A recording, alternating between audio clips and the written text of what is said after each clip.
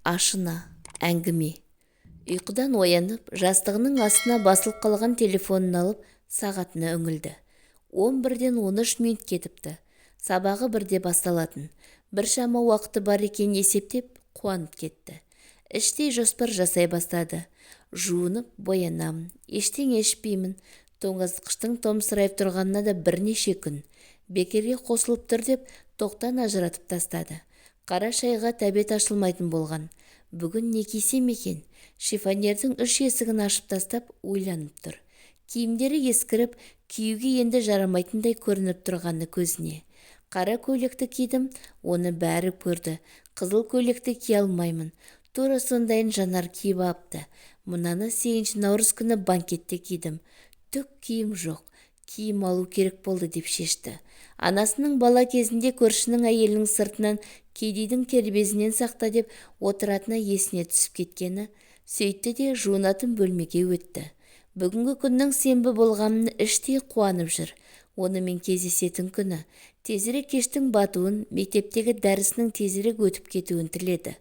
Шолпан 26-да, үйінің кенжесі, әкесінің ерке қызы болды. Қатарластарымен салыстырғанда әдемі киінгенді, боянғанды жақсы көретінін бірақ қарабақ байқауға болады. Мектептен соң анасы таныс тауып оқуға түсірді. Міне, 6 жылдық тәжірибесі бар мұғалім. Бастауыш сыныптың 3 сыныбына жетекшілік етеді. 19 жасында қызын босанып алды. 20 жасында күйеуінен ажырасты.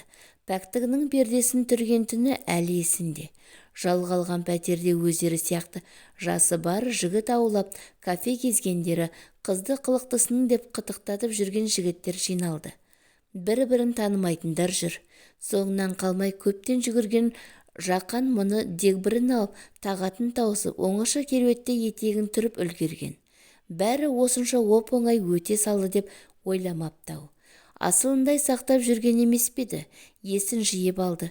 Киініп, сыртқа жүгіріп шықты. Жақан бұрынғыдай соңынан жүгірмеді. Бас аяғы 2 айдың ішінде ерлі-зайыпты болып шыға келді. Шолпанның қашып кеткенін естігенде, мұның төркіні өре түрегеліп қарсы болды. Көріпкелділік жасап, ол қыз әйел болып жарытпайды. Анау бұған күйі болып жетістірмейді. Ажырасып тынады, айтпады демеңдер, десті бір білгіштері. Солай болды, өзі де таңдауының қиялындағыдай болмағанын сезген. Арыңды айрандай төккен кім? Десе басқаға не айтар еді?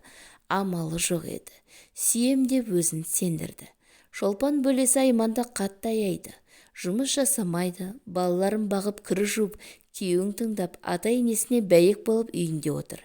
Өздігімен ақша ұстамайды, күйеуі табады, күйеуі жаратады. Түк қызық көріп үлгерген жоқ деп ойлайды. Оны өзіне де айтқан. Күйеуімнен дер кезінде ажырасып үлгердім. Құтылғаным жақсы болған екен. Проблема жоқ. Ата-ене, сәлем салуда бас қатырмаймын. Ұйқым қанық деп мақтанған.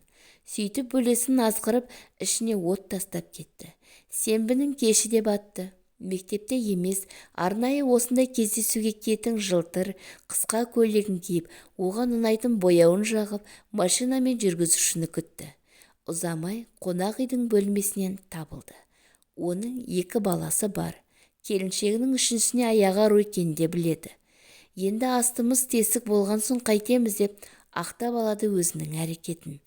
Жасы 2 есе үлкен, алайда онысына еті үйреніп кеткен. Кәсібі жүріп тұрған қалталы, өткен жолы құрбыларымен сырлатып отырып, санап еді, кіммен түнегенін, қанша ақша сындырғанын 30-ға жетіп қалыпты. Мамық кең төсекте мыжылып жатыр. 2 апта көрмеген бұл шөліркеп қапты. Тезірек кетуге жиналған ол 50.000 теңгеге тастады да төсек үстіне кетті. Бұл да қайда жұмсайтынын жоспарлап келген. Жексенбі жаңа киім алып, тоңазытқышты толтырмақшы. Ауылдағы анасының қолындағы қызына жібермекші. Дүйсенбі қайта жұмыс. Келер сенбіні тағы да асыға күтеді.